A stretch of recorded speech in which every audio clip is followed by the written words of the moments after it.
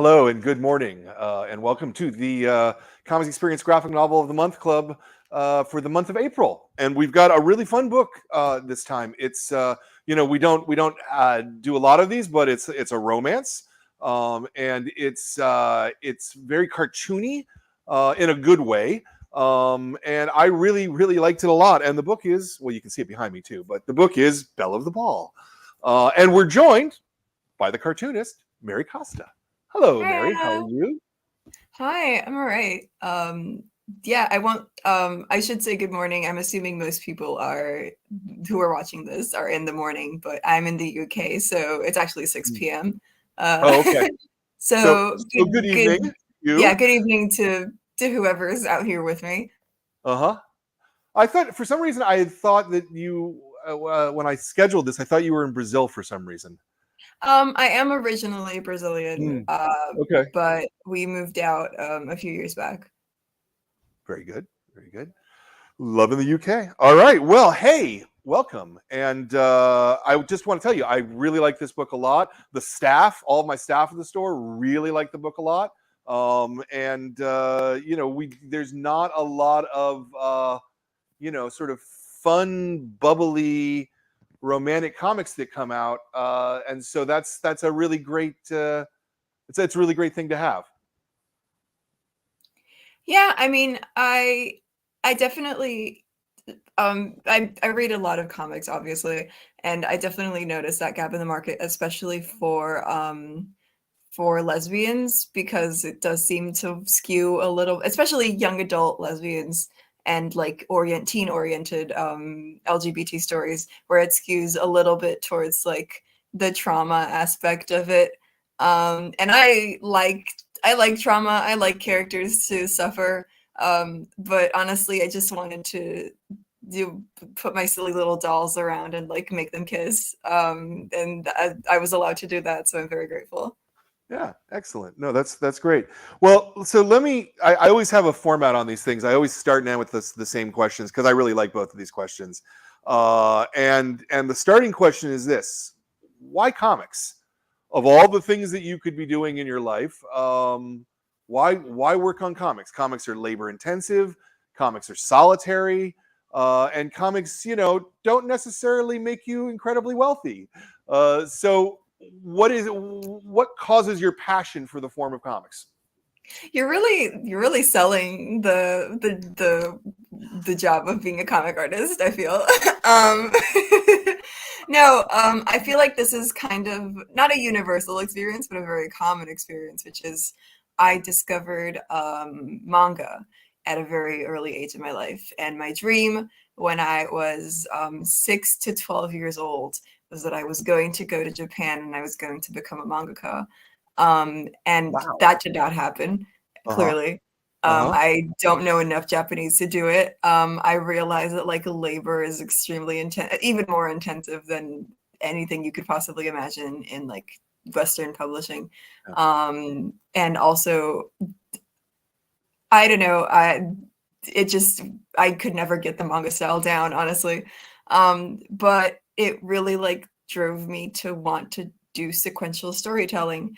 I've always really wanted to tell stories. That's always been something that like I've always when I was growing up, my favorite thing as a child was my parents would make up stories for me to at bedtime. They wouldn't read anything. They would just be like once upon a time, and then they just kind of like Go from Mad there. Yeah. Libs it out. Yeah. Um, so Freestyling.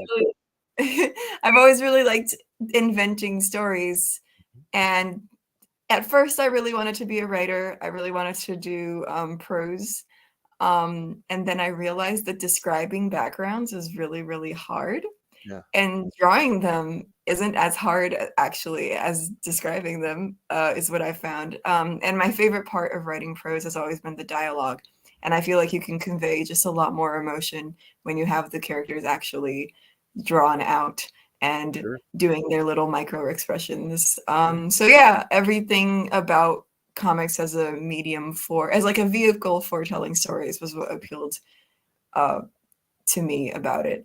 Not so much like the artist, like I love the artistry of it. But I don't consider myself one of the people who like really gets creative with my layouts and stuff like that.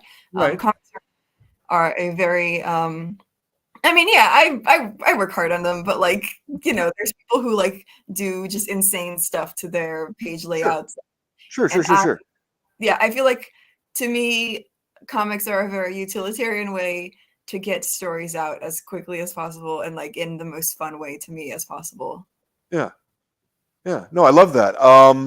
You said that as early as 6, you wanted to well, move to Japan specifically, not just make comics, but like move to Japan and make manga Yeah, I there. specifically wanted to be a mangaka. I wanted to be Yeah. Mari Sensei, Yeah. Yeah. and be Yeah. and make my little comic about a super original magical girl who was not like the other girls and who Right. like had a crush on a boy. You know, the kind of stuff that I was reading, which was just shoujo magical Sure. girl manga. And were so did you like start drawing your own comics then at that young? I definitely started copying the styles of what I saw. The reason I started drawing properly was I've always been into fashion and I really wanted to be a fashion designer.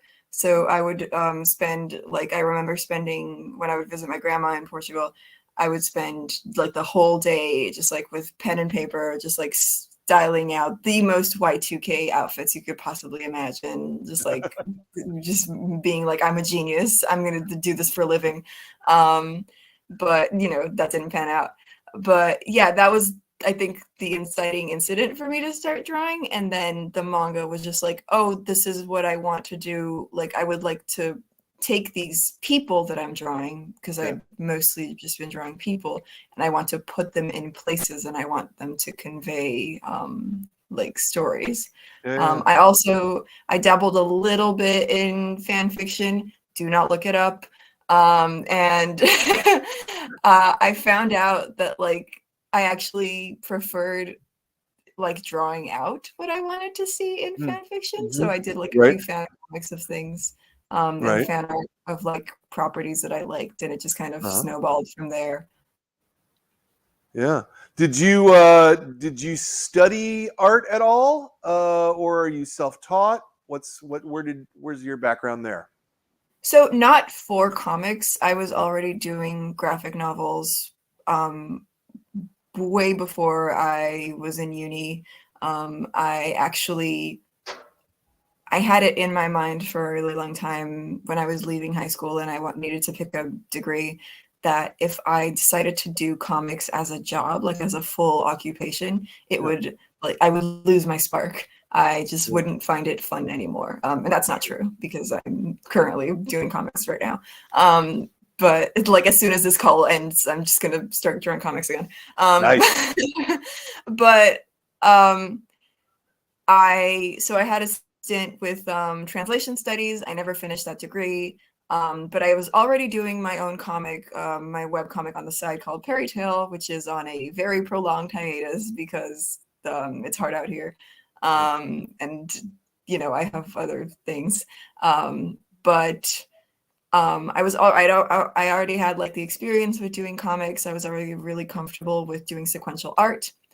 But I applied to a school called the Animation Workshop in Denmark. I'm not sure if you're familiar with it. I'm not. That No.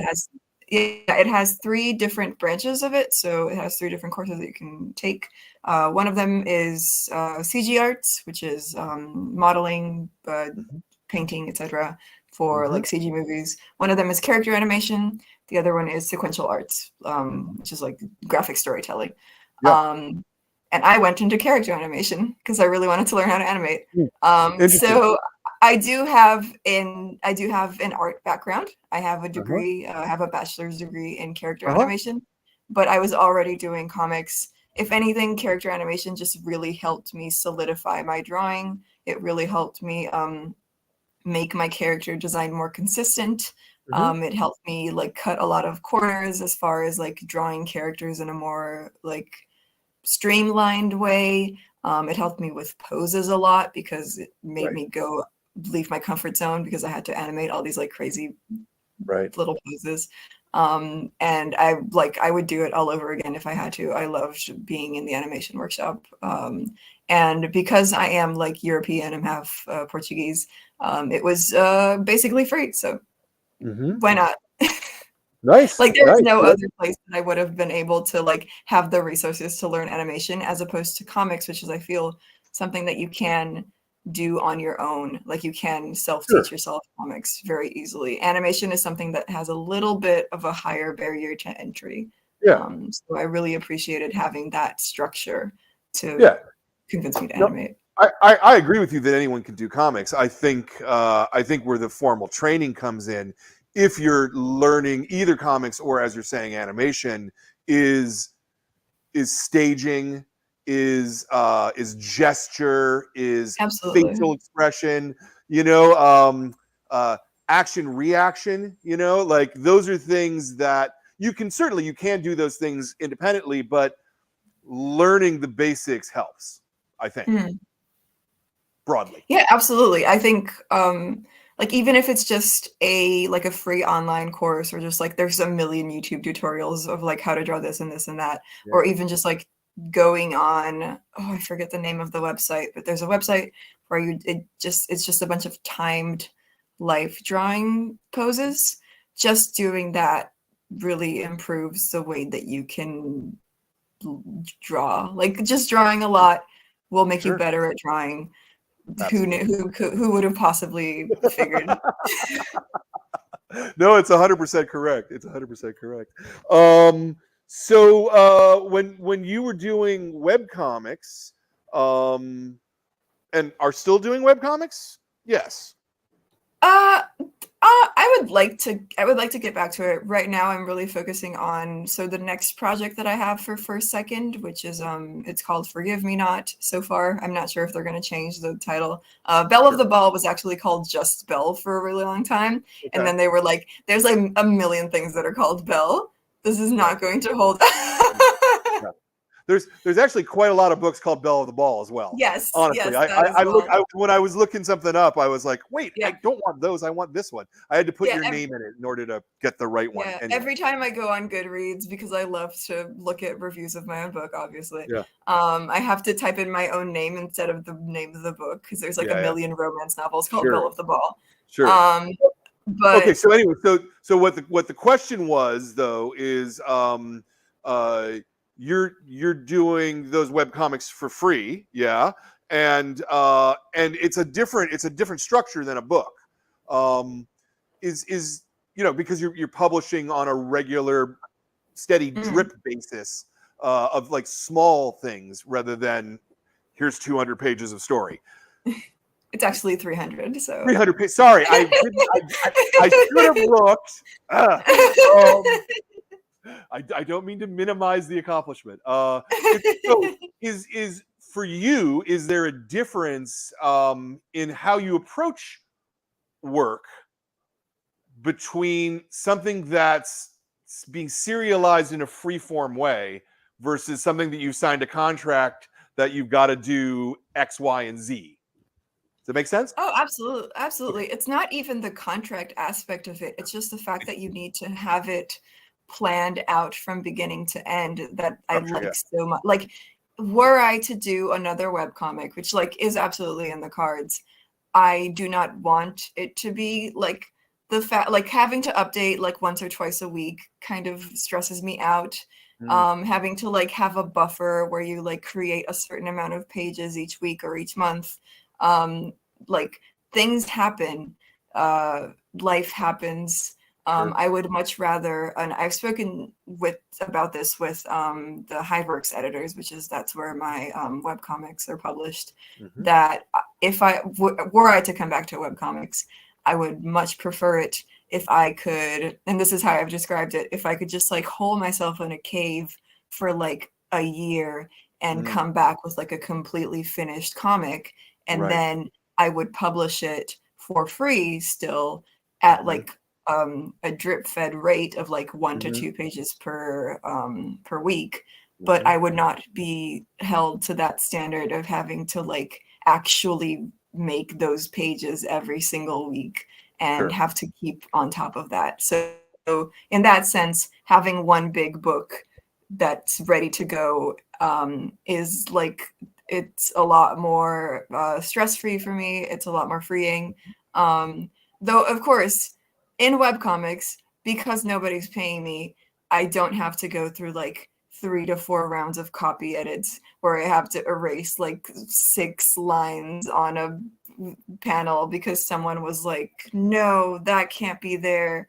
It tarnishes the art, which is something that like I really like seeing flaws in comics. That's why I Uh-huh. like webcomics so much. I really Uh-huh. like the progression, especially of the artwork. Uh-huh. Like seeing people who have done comics for years and years and years and seeing like how their art has improved. I'm very against people redrawing initial chapters for like Sure. print versions Sure. because I just really like seeing the The progression. development. Yeah. Yeah. Yeah, and also I Absolutely. think that like if you have that energy, you can just start making more stuff. Mm-hmm. Mm-hmm. Yeah, no, I understand the logic of all of that. There's also the structural part of it, right? That a story like Belle perforce has to have a beginning, a middle, and an end, and it has to be within a unit that's that big. With a webcomic, though, you don't necessarily have to engage in that. And I'm assuming with your earlier ones, you were basically making it up more or less as you went along. Yeah, I mean, Fairy Tale definitely has a very clearly defined beginning, middle, and end. It's the things that happen in between that were really tripping me up. Like because it was supposed to be so long and it was supposed to be like such an epic journey. I just started being like, what if I change this? And like, what if and because like I didn't have any editors to like tell me like, no, just keep going. I was just like, what if I added like a mini boss like alongside the like main boss, and they didn't have any motivation, and now I need to think of a motivation for like a villain that didn't Right. exist for a while, and then Right. I draw that villain and they immediately become a fan favorite, so I need to do them justice, and I have to be like, oh my god, I'm so sorry. This character didn't have a this character was nothing like a week ago. I Yeah. just came up with them. Yeah. Yeah, that's funny. So are you? Because you it sounded almost like you were bitching at the beginning there, but did you enjoy the editorial process on Bell? Like having Oh someone yes, to bounce ideas off of, and I I I I mean the parts where it's like where you have to like just go over and over and over it again. It's yeah, obviously annoying. Like nobody likes going like no people sometimes I'm just like, "Oh, it's done. Just put it out." Like the part of publishing that's like, "Oh, you finished your comic. You have to wait a year and a half for us to do marketing and then it'll come back." That's my yeah, least favorite part of publishing. But sure, no, I am extremely grateful for my editor. I really liked having the direction. Steve, my editor was Steve Fox. I'm not sure if I feel like he's done stuff for like Cape Comics, okay, but I don't really follow Cape Comics very much uh-huh. because there's so many of them.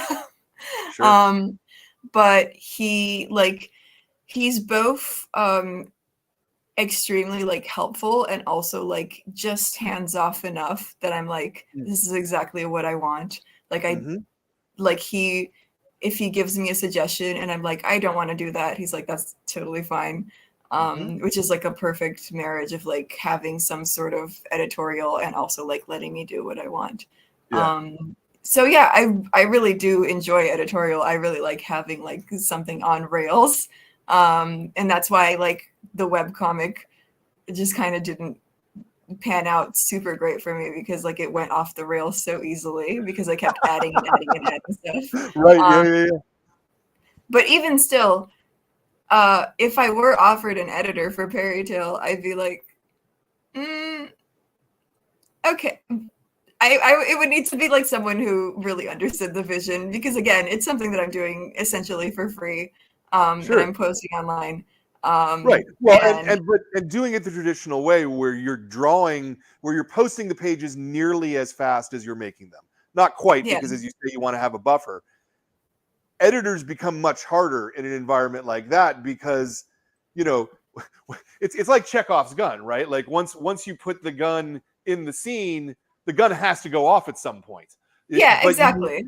right, like you have once you create that villain, it's too late to have editorial input at that point, in a way. Yeah, exactly. Like if someone were to be like, "Oh, maybe you shouldn't have done this," in like this initial part of the story, Right. I would be like, maybe But I did it.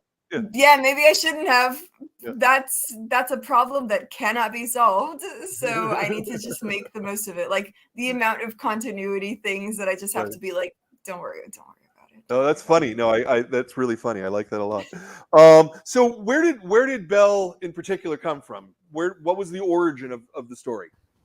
So I really like character like mascot characters. Like I really Mhm. like the appeal of like having someone who like hides their identity. And that was originally a much bigger part of Belle when I was originally coming up with these concepts for the Mhm. characters, is that like and like Belle, the character Hawkins, she still likes to hide away quite a bit. But like when I Yeah. was coming up with these characters, which was like we were on a road trip to Spain with my parents, and I only had like a little sketchbook to draw in. And I was like, Okay. I want to draw a mascot character who like falls in love with the jock. Like, I think that would be really cute. And then I was like, and I also want like a cheerleader love triangle. Like, that was essentially the prompt. I was like, I want these three very specific tropey Yeah. characters, and Yeah. I'm just going to start drawing them and see what happens. And what happened was the internet, especially Instagram, for some reason, went absolutely bananas for these characters. And I was like, oh wow, I think I might have something that like really resonates with people here. So I Yeah. started like developing them more and like making them less one note. And Mhm. I eventually ended up putting a lot of myself in the story when I had to like actually write it, and when I had to like pitch it to First Second and to other publishing houses. So like it really grew from essentially kind of a silly one-off like doodle of like extremely tropey characters, that like were a lot That of you, fun that to. you just posted on Insta or Tumblr or something like that? Yeah. Yeah. Okay. And I think like there's also like they have like really contrasting designs that people really like. Yeah. Like they I feel like I've spoken about this in like a written interview. Sorry, it's Mhm. raining a lot. I don't know if you can hear it, but No, I can't, but okay, I try. excellent. Mhm. Mhm. But another interview that I did, a written one, I talk about how like subconsciously they are very the very basic principles of character design are those characters. Like Hawkins is a triangle. She's like kind of angular and like a little bit Right. unstable. Right. Gina is like a circle. She's like bubbly and bouncy, Mhm. and like, that kind of stuff, and gregarious. And Chloe is a square. She's like very stern and very Right. like blocky. Yeah. And that was completely just like subconsciously like I need like these are the archetypal like three principles of character design in the three archetypal tropes. Like the only thing people kept saying like where's the goth, and I'm like, I don't want there to be a goth. Don't at me about a goth. That's funny.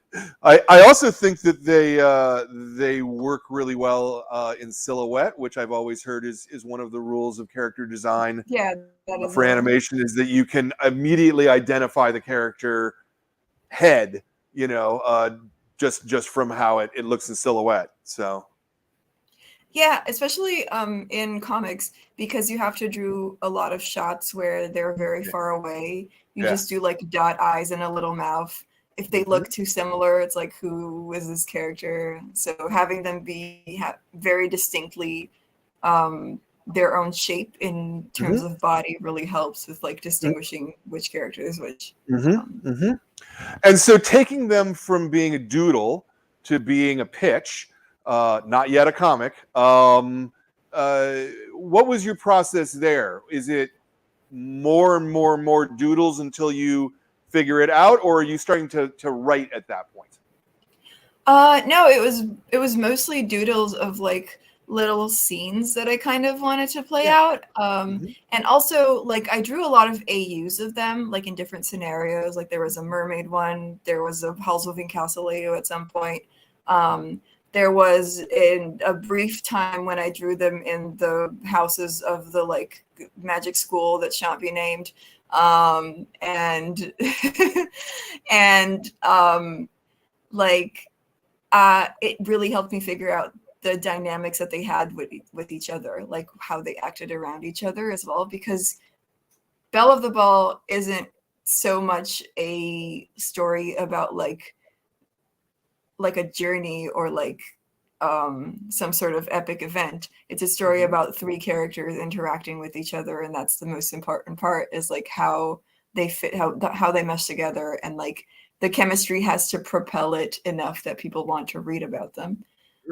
So that was the most important part to me. And then, yeah, I did draw quite a few like little scenes that I kind of wanted to happen potentially if there was a comic. One of them was like Hawkins and Chloe at the dance with like Hawkins in her big clunky mascot suit and Chloe like making fun of her, but like a little bit flirting. And like that was something that I really, really wanted. And I only really started writing once my agent was like, yeah, if you want to pitch this to like a publishing house, you need like an outline for them to know what the story is. And I was like, okay, give me like 3 days. And I just like banged out like an outline of what I wanted it to be. And then it went through a couple edits with Steve once it got picked up. But it didn't change a whole lot. Most of the stuff was just like giving both Chloe and Regina more like screen time and more personality, because it was very Hawkins focused at first, right? Which makes it, because she's the protagonist essentially. Sure, absolutely, yeah. And also, you know, the mascot character. I mean, that's such a cute thing, and I don't know that I can really think of any other comics that have ever done that as a protagonist. Not as a protagonist. The main inspiration for this was in Cardcaptor Sakura. We're getting back to manga. Sakura's brother, Toya, he has a lot of like part-time jobs, like mystery jobs that he just like gets every once in a while. That's his gag, essentially, in the comics and in the TV show. And a lot of them involve him just being like a mascot who greets people, and like nobody knows that it's him until he starts like messing with Sakura. And I always found that really cute. I always really liked it, like that people have like this kind of like, you know, I don't want to say it's like a fursuit, but it's a fursuit, and it's like you can kind of just be more of yourself if you have like a mask. Yeah. No, I liked it quite a bit, and I thought it was a really logical way to build that romantic triangle that I've never encountered that at all. So you actually came up with an original idea here, I think. And I say that because a lot of people don't, right? You know, most of the comics out there are not like actually an original idea. You know, it's so I find that really cool. Yeah, thank you. Yeah, I don't know. I never really thought about it like that. I was just like, I really like mascot characters. I really want a mascot character. Like most of my stories are, I really like this. I really want this. And it's very funny that you say that it's an original idea, because Belle of the Ball isn't a specific example of this. I can't think of anything specifically that I've like just completely stolen, because Toya and Hawkins are like completely different characters. Like the dynamic is literally just like, I wanted a mascot. But a lot of my story ideas are born from, I watched a piece of media and I liked it, but I didn't like it enough. And I was like, I would like to make this my way. I'm assuming that the lesbian aspect of it has always been part of the basic DNA, or yes. Okay. And do you want to talk about your reasoning for doing that? I am a lesbian and I like drawing girls. Very good.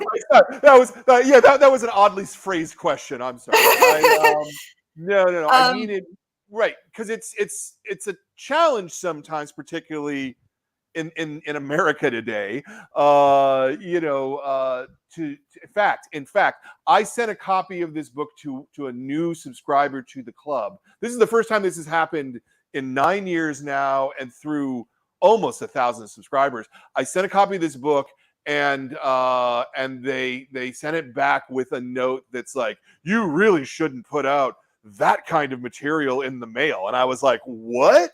Like, I couldn't believe that was the reaction I got. But that is the reaction, right, that is happening in the world today sometimes. So that was the context in which I was asking. Oh yeah, absolutely. No, that was Yeah.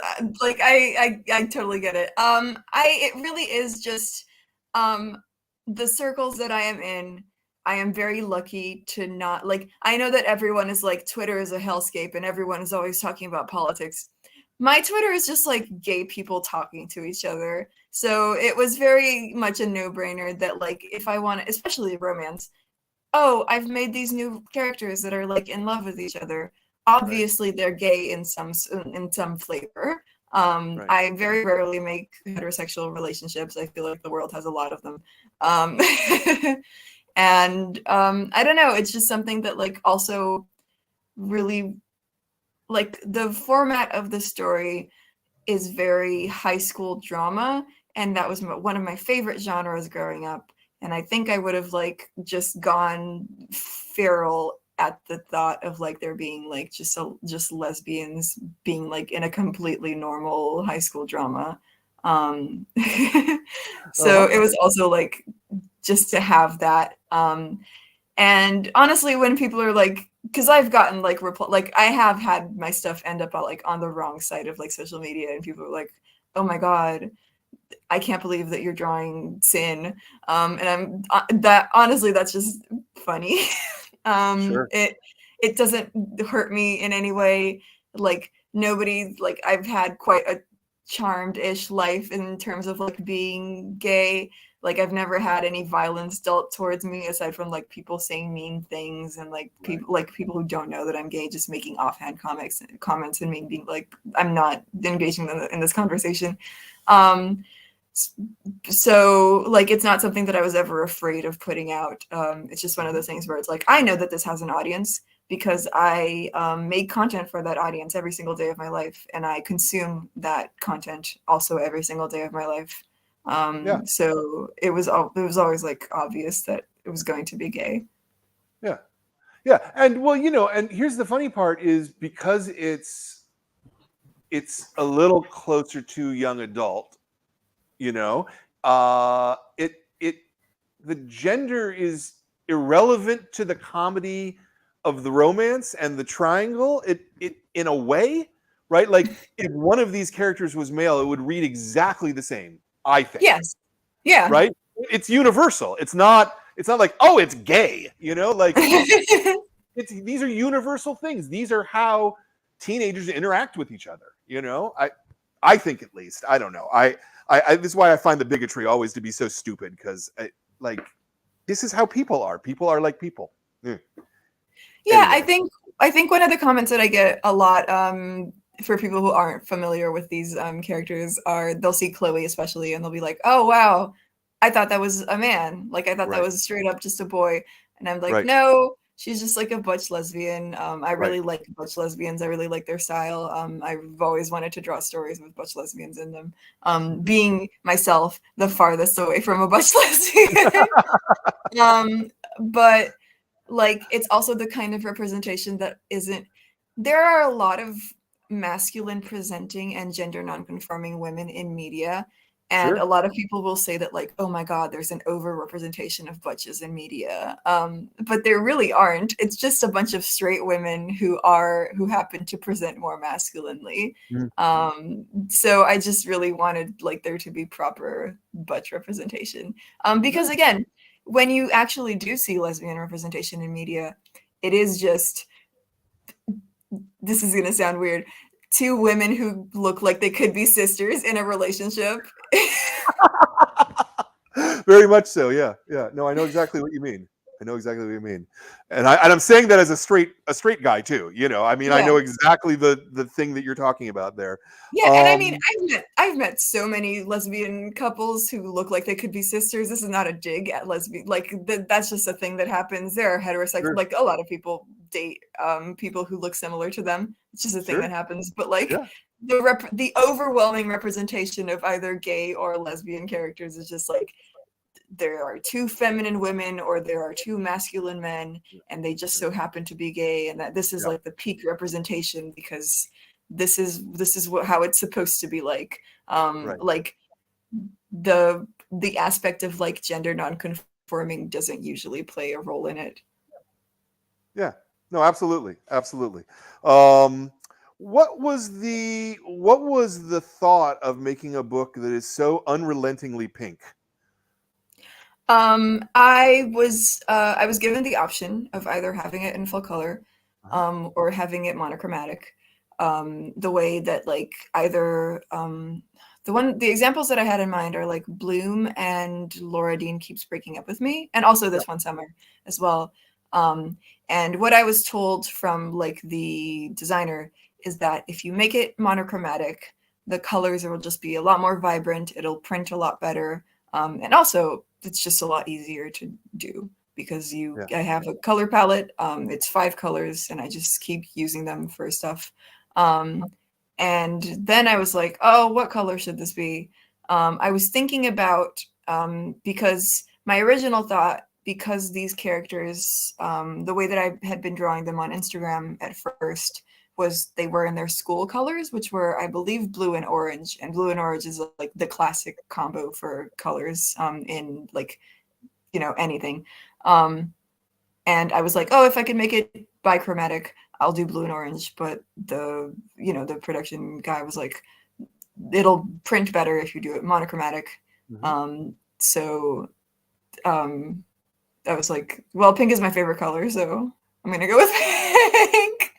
I actually I am really into like reading and collecting books. And I am extremely shallow about the covers that I pick. And for the most part, I pick covers with like either pastel or like lilac or pink covers.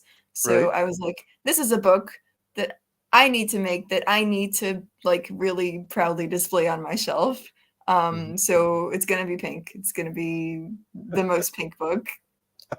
It is. It's literally the most pink book in my entire comic shop right now. Uh, but it's used very well. Did you do the coloring yourself, or did you have someone else uh, do it? No, I I don't did see it all in the the credits. coloring. So you did it all yourself. Yeah. Did you test it out first, or like once you committed to pink, it was like all in? I had always committed to pink, Yeah. but I have like a sort of webcomic. It was published on my Patreon, so it's not like out for people to read. But I had a comic called The Demon of Beausoleil, which is also monochromatic, but it's essentially all black and white, but with a sepia tone filter over it, so it looks very old timey, like Victorian, because that's where it's Yeah. set in. And that worked out really well. So I had that base to work upon where I could just like go from there and like choose 4 to 5 like prime like main colors that I was going to use and play with like value and play with Mhm. lighting and see like what would make sense for each thing. So I had like the background of making that other comic.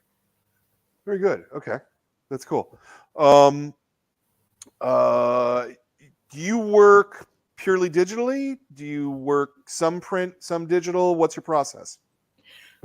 So I work purely digitally, especially when I'm doing stuff for a publishing house and for an editor, because I do need to show them, especially because the way when I the only times when I'm not working digitally is when I'm sketching. And usually I'll just do sketching for character concepts, like very initial character concepts that I don't end up showing to anyone. I'll Sure. just do the character concepts and then I'll translate them onto like the tablet. And then I also do thumbnailing in my my little sketchbook, because it feels better to me to like be writing down the dialogue at the same time as I'm like sketching.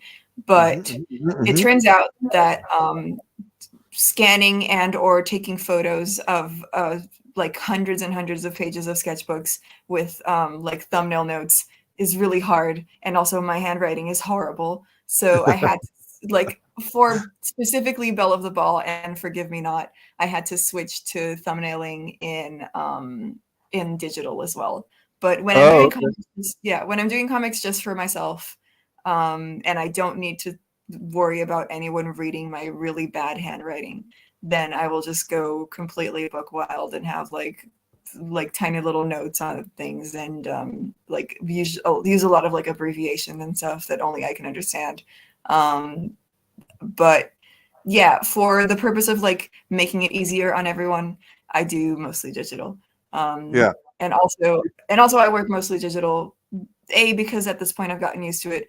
B, art supplies are really expensive. I extremely admire people who can who can ink on paper and who can scan it and who can make like beautiful pieces. Like I had a friend who did their comic entirely in watercolor. It was gorgeous to look at, but I cannot imagine spending that much money. And like I don't have a scanner. The only thing I have that I can bring with me everywhere that I go to is like my tablet and my pen. Yeah. And my laptop. I do need the laptop as well. Yeah. It's only, that I've heard some cartoonists talk about how there's something about pen and paper when you're doing layouts, when you're doing your thumbnails, that there's a freedom to it that is oh, absolutely. Right. Yeah, if I could be doing my layouts, sure. And if it was like, if I like could make them comprehensible, absolutely, I would just do them in pencil. And that's still how I do them for like any project that isn't like for a publishing house. But yeah, the only reason I've switched is because it's much more convenient to like send over properly designed layouts and stuff. But I did at some point I switched out brushes, and I had a brush that was like that made me do a lot more detail work, and that made me go a lot smaller. And that's not what layouts are about. Layouts are about like big picture. So I just switched to like a brush that made me like think bigger, essentially. Yeah. And in the layout stage, I'm assuming that you're spending a lot of your time thinking about the structure of the page. Yeah. Yes. How the panels flow together, where the lines of sight are, those kinds of things. Yeah, I do both. So it's both the structure of the page, and I also write the dialogue at the same time.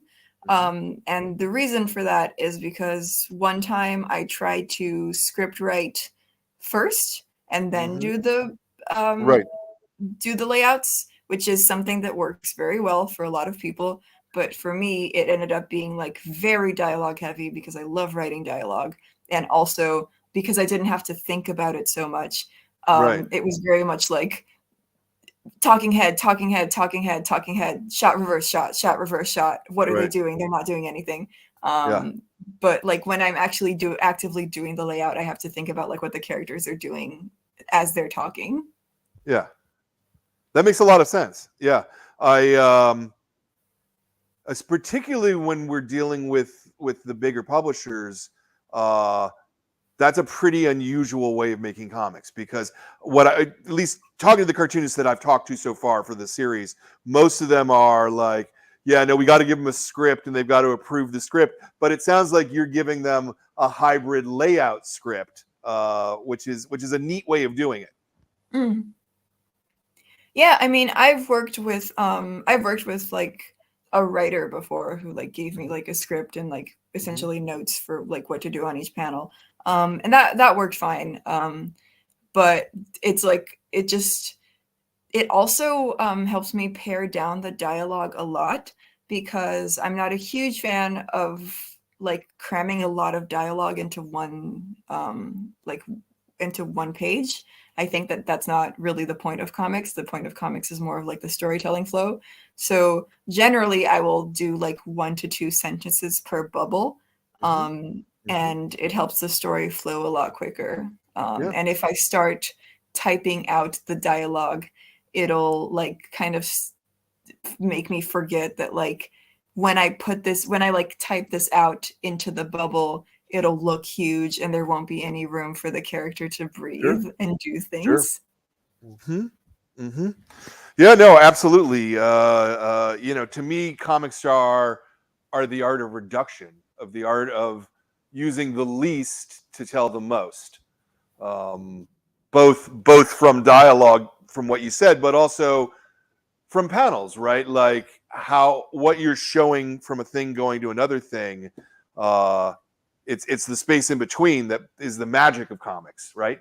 Comics are the gutters. So, if comics are the gutters, then it's about reduction. Something like that, at least. Yeah. That might have been too far afield. I'm sorry. No, yeah, absolutely. I mean, another thing that I'm really grateful for in for a second, especially to Steve, is that he trusted me enough that when I was giving him my original outline for the story, and my outlines are extremely like direct and very bland, and like they're very clinical. There's not a lot of emotion conveyed on them. It's just like this happens and then this happens and then this happens and it happens and then but like every single time I've ever given him an outline, or I've given him like a scene that I feel like has some emotion to it, I have like in parentheses, like all caps, by the way, when I like draw this, the emotions are going to be conveyed in the characters' faces. So please trust me on this. Like it's gonna be fine. I know that it sounds really boring right now. Right. Was your outline for the same basic 6-chapter structure that you have here? Yeah. Yeah. Very good. So you followed the outline, in other words. Yes, I did follow it was very helpful to have an outline. Yeah. Again, some people do, some people don't, so okay, let's talk about sort of a little physical process. Maybe you're doing it digitally. Are you doing the layouts? Okay, so there's thumbnails, right, which are just to get an idea of where things are. Then there's the actual layout, which is something that's, what we would traditionally call the penciling stage. Yes. Are you doing separate stages like that, or because I've talked to a couple of people who literally take their layouts, their thumbnails, and blow them up and then just ink over that? I don't ink over them. That sounds insane. That Yeah. sounds like that sounds like a mastery that I don't have.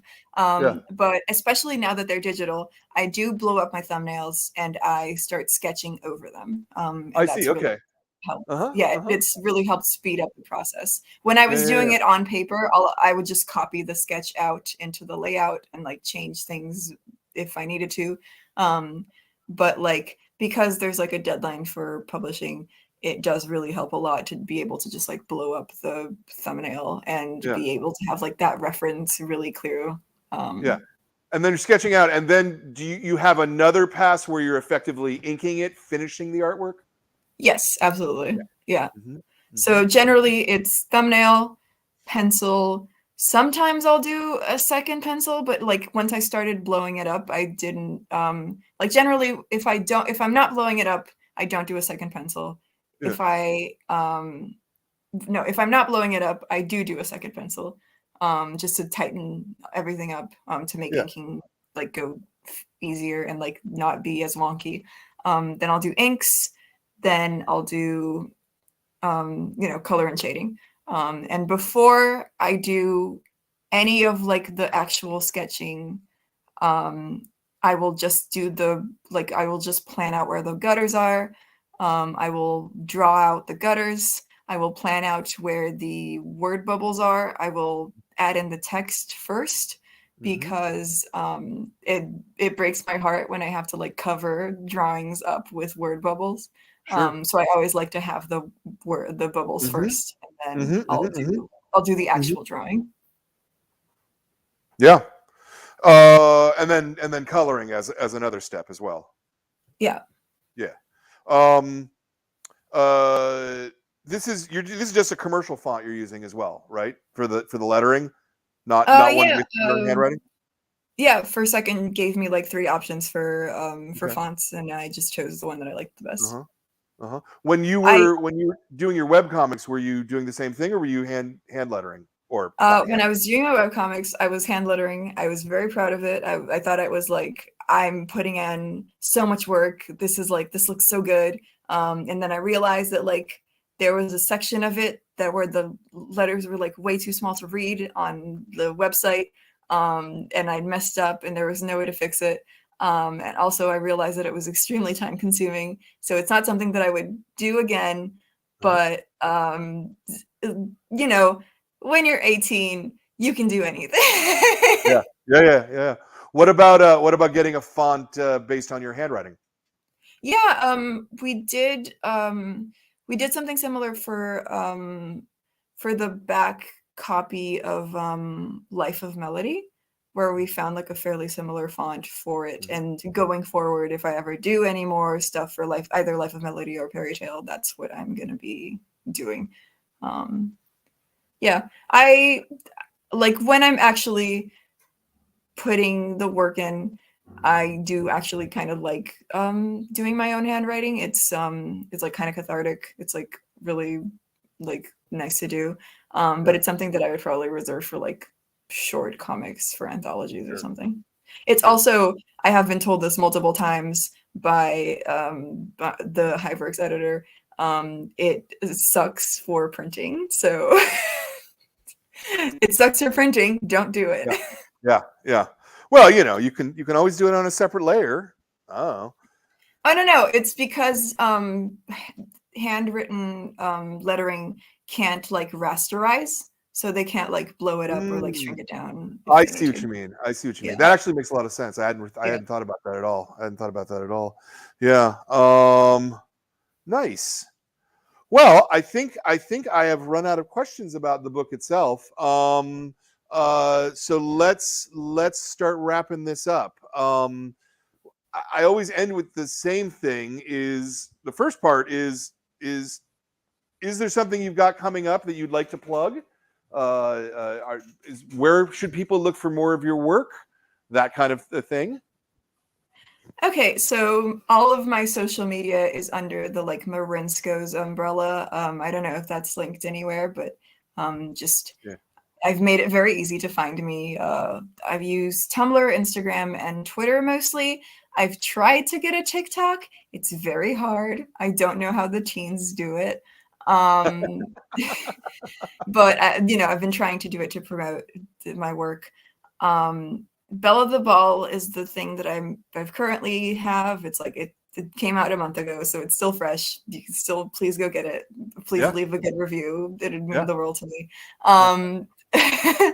Um, Forgive Me Not is a little bit down the road. I would say 2025. And like I would like to do more independent comics, but I can't promise anything again because I am working on like Forgive Me Not and stuff like that. I also have been getting into prose writing. So if you Oh, like nice. to read books without pictures in them, and I don't know why you would, but I do. I have a book that should be coming out either late 2024 or early 2025 called Shoestring Theory that's been picked up by Oh, nice. what is it called? I'm gonna get this wrong. Is it? What is the publisher called? It's okay. Ah. Oh, it's called Angry Robot. The publisher is called Angry Robot. Okay. And yeah, that's coming out. It's about a wizard who goes back in time to kill his husband. Normal stuff. Sure. Yeah. So that's the things that are essentially guaranteed. And then just like follow my socials, and Yeah. usually I do a pretty good job at like keeping people updated on when things are coming out. Oh right, that comic that I mentioned, the Demon of Beausoleil, Uh-huh. it is supposedly getting a Hyverx is probably be doing in the middle of this year a Kickstarter to do an actual printed version of it. Nice. So I'm Cool. very excited and very nervous about that. Kickstarters really stress me out, but hopefully Yeah. it goes well. Yeah. Well, are they going to run it, or are you going to run it They're yourself? going to run it because I do Yeah. not have the infrastructure to have books in my house. I live in That, a that studio that makes it a flat. little easier. That makes it a little easier. So you said "Forgive Me Not" is 2025. Is that the expectation? Potentially, yeah. Yeah, yeah. It all depends on like how, Obviously, potentially, yeah. yeah. It all depends on like how quickly I can get these. Like the thumbnail is always the hardest part of comics because it's the most thinky part. Yeah, yeah. And then everything else is just like autopilot. So after that, it's just smooth sailing. How far into it are you? I mean, are the thumbnails done, or are you still working through them? I've just passed the halfway mark on thumbnails. Okay. So, Okay. and like Nice. each chapter is like fairly small. Uh-huh. It's got 18 chapters in total, but like each of them Wow. ranges around like 12 to 20 pages each. Uh-huh. So very different Uh-huh. from the format that Belle is in, where like each chapter Sure. is like 50 or so pages. Yeah. So yeah, like because the chapters are so small, every time I finish one, it feels like a big accomplishment, even though I've Right. only drawn like 10 pages. Yeah, yeah, yeah, yeah. No, I love that. I love that. Cool. And actually, this is why I know I forgot to ask you something earlier. What's your how fast do you produce? Are you a page a day when you're in production mode, or slower, more? It so thinking about it in pages is just not like it's like counter how I work because I'll do Sure, batches. So I'll do sure. a big round of like, for example, when I was doing Belle, I would do all of the layouts for chapter one, and then all of the text for chapter one, and then all of the word balloons for chapter one, and then all of Yeah, the sketches, and then all of the inks, and then all of the like color, etc. Because it's so much easier to like, instead of like having to restart your mentality from like sure. sketch to color, it's so much easier to just do it in batches. So I wouldn't be able to tell you how long it takes to do a page. I will say when I was doing Fairy Tale and I had to do like singular pages, and they were full color pages, I think it would take me maybe like 4 hours on the simpler ones to do. Okay. So Wow. yeah, a page a day, or like one or two pages a day feels like Yeah. accurate-ish. Great. No, awesome. And then the last question is I really like this one too. This is a series of interviews, right? You're really close to 200. This could even be 200. I actually am not counting specifically, but and so a lot of people who want to make comics watch this. And what I hear a lot is I don't know where to start, or I'm not sure of myself, or my ideas aren't good enough, or all of the things that people say to themselves, right? So if you were talking to a younger who wanted to make comics, what would be the piece of advice that you would give? And it could be something physical, it could be something emotional, it could be something spiritual, practical, however you want it to be. But what would that piece of advice that you would give to a young cartoonist be? Stop it, go to law school. No, I'm just kidding. I'm, I'm joking. Honestly, I feel like I didn't need the motivation to like start making comics. I was just like kind of a feral child who wanted to tell stories as much as possible. But the thing is, you if you have a story in your heart and you want to tell it, the most important person that story is going to like, maybe it'll resonate with 1 million people, maybe it'll resonate with 5 people. The person that it needs to resonate with is you. So you have a story that you want to tell, you think that it's important that you want to tell it. um, you just have to start. I've seen people who do like concept art after concept art after concept art of their like like comic that they're going to do someday, and it may be beautiful art, but if you don't actually start making the pages, like some of the best comics that I've ever seen start off with like kind of meh looking artwork, and then the way that you get better at art is just by doing it a lot and learning and like studying things that you like, art styles that you like, drawing from life, etc.